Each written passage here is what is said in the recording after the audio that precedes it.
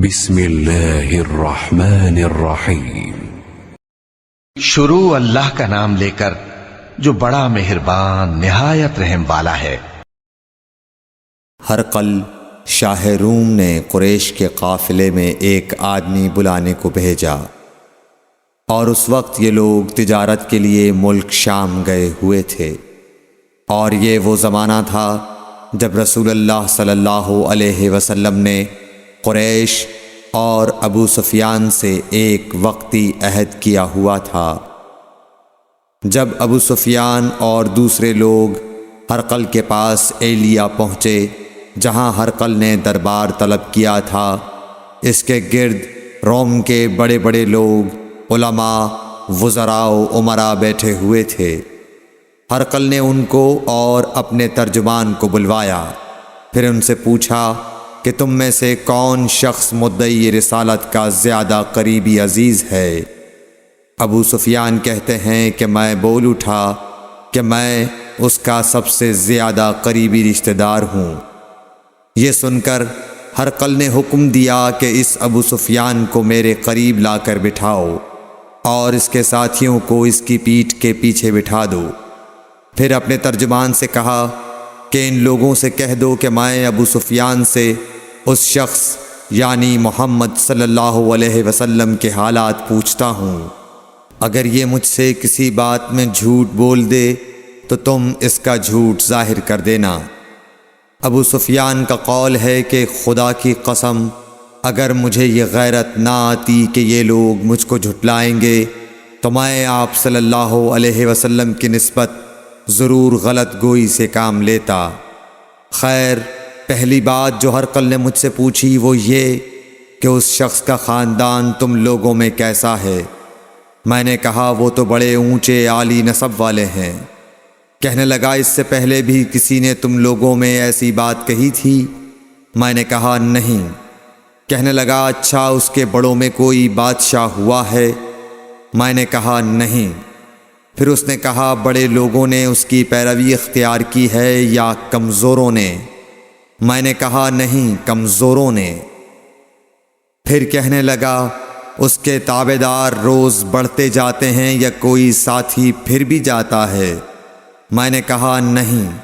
کہنے لگا کیا اپنے اس دعوی نبوت سے پہلے کبھی کسی بھی موقع پر اس نے جھوٹ بولا ہے؟ میں نے کہا نہیں، اور اب ہماری اس سے صلح کی ایک مقررہ مدت ٹھہری ہوئی ہے، معلوم نہیں وہ اس میں کیا کرنے والا ہے۔ ابو سفیان کہتے ہیں میں اس بات کے سوا اور کوئی جھوٹ اس گفتگو میں شامل نہ کر سکا۔ ہرقل نے کہا کیا تمہاری اس سے کبھی لڑائی بھی ہوئی ہے؟ ہم نے کہا کہ ہاں۔ بولا پھر تمہاری اور اس کی جنگ کا کیا حال ہوتا ہے؟ میں نے کہا لڑائی ڈول کی طرح ہے، کبھی وہ ہم سے میدان جنگ جیت لیتے ہیں اور کبھی ہم ان سے جیت لیتے ہیں۔ ہرقل نے پوچھا وہ تمہیں کس بات کا حکم دیتا ہے؟ میں نے کہا وہ کہتا ہے کہ صرف ایک اللہ ہی کی عبادت کرو، اس کا کسی کو شریک نہ بناؤ، اور اپنے باپ دادا کی شرک کی باتیں چھوڑ دو، اور ہمیں نماز پڑھنے، سچ بولنے، پرہیزگاری اور صلہ رحمی کا حکم دیتا ہے۔ یہ سب سن کر پھر ہرقل نے اپنے ترجمان سے کہا کہ ابو سفیان سے کہہ دے کہ میں نے تم سے اس کا نسب پوچھا تو تم نے کہا کہ وہ ہم سے عالی نسب ہے، اور پیغمبر اپنی قوم میں عالی نسب ہی بھیجے جایا کرتے ہیں۔ میں نے تم سے پوچھا کہ دعوی نبوت کی یہ بات تمہارے اندر اس سے پہلے کسی اور نے بھی کہی تھی؟ تو تم نے جواب دیا کہ نہیں۔ تب میں نے اپنے دل میں کہا کہ اگر یہ بات اس سے پہلے کسی اور نے کہی ہوتی تو میں سمجھتا کہ اس شخص نے بھی اسی بات کی تقلید کی ہے جو پہلے کہی جا چکی ہے۔ میں نے تم سے پوچھا کہ اس کے بڑوں میں کوئی بادشاہ بھی گزرا ہے؟ تو تم نے کہا کہ نہیں۔ تو میں نے دل میں کہا کہ ان کے بزرگوں میں سے کوئی بادشاہ ہوا ہوگا تو کہہ دوں گا کہ وہ شخص اس بہانے اپنے آباء و اجداد کی بادشاہت اور ان کا ملک دوبارہ حاصل کرنا چاہتا ہے۔ اور میں نے تم سے پوچھا کہ اس بات کے کہنے یعنی پیغمبری کا دعویٰ کرنے سے پہلے تم نے کبھی اس کو دروغ گوئی کا الزام لگایا ہے؟ تم نے کہا کہ نہیں، تو میں نے سمجھ لیا کہ جو شخص آدمیوں کے ساتھ دروغ گوئی سے بچے وہ اللہ کے بارے میں کیسے جھوٹی بات کہہ سکتا ہے۔ اور میں نے تم سے پوچھا کہ بڑے لوگ اس کے پیرو ہوتے ہیں یا کمزور آدمی؟ تم نے کہا کمزوروں نے اس کی اتباع کی ہے، تو دراصل یہی لوگ پیغمبروں کے متبعین ہوتے ہیں۔ اور میں نے تم سے پوچھا کہ اس کے ساتھی بڑھ رہے ہیں یا کم ہو رہے ہیں؟ تم نے کہا کہ وہ بڑھ رہے ہیں، اور ایمان کی کیفیت یہی ہوتی ہے حتیٰ کہ وہ کامل ہو جاتا ہے۔ اور میں نے تم سے پوچھا کہ آیا کوئی شخص اس کے دین سے ناخوش ہو کر مرتد بھی ہو جاتا ہے؟ تم نے کہا نہیں، تو ایمان کی خاصیت بھی یہی ہے، جن کے دلوں میں اس کی مسرت رچ بس جائے وہ اس سے لوٹا نہیں کرتے۔ اور میں نے تم سے پوچھا کہ آیا وہ کبھی عہد شکنی کرتے ہیں؟ تم نے کہا نہیں، پیغمبروں کا یہی حال ہوتا ہے، وہ عہد کی خلاف ورزی نہیں کرتے۔ اور میں نے تم سے کہا کہ وہ تم سے کس چیز کے لیے کہتے ہیں؟ تم نے کہا کہ وہ ہمیں حکم دیتے ہیں کہ اللہ کی عبادت کرو، اس کے ساتھ کسی کو شریک نہ ٹھہراؤ، اور تمہیں بتوں کی پرستش سے روکتے ہیں، سچ بولنے اور پرہیزگاری کا حکم دیتے ہیں۔ لہٰذا اگر یہ باتیں جو تم کہہ رہے ہو سچ ہیں تو ان قریب وہ اس جگہ کا مالک ہو جائے گا کہ جہاں میرے یہ دونوں پاؤں ہیں۔ مجھے معلوم تھا کہ وہ پیغمبر آنے والا ہے، مگر مجھے یہ معلوم نہیں تھا کہ وہ تمہارے اندر ہوگا۔ اگر میں جانتا کہ اس تک پہنچ سکوں گا تو اس سے ملنے کے لیے ہر تکلیف گوارا کرتا۔ اگر میں اس کے پاس ہوتا تو اس کے پاؤں دھوتا۔ ہرقل نے رسول اللہ صلی اللہ علیہ وسلم کا وہ خط منگایا جو آپ نے وحیہ کلبی رضی اللہ تعالیٰ عنہ کے ذریعے حاکم بصرہ کے پاس بھیجا تھا، اور اس نے وہ ہرقل کے پاس بھیج دیا تھا۔ پھر اس کو پڑھا تو اس میں لکھا تھا، اللہ کے نام کے ساتھ جو نہایت مہربان اور رحم والا ہے۔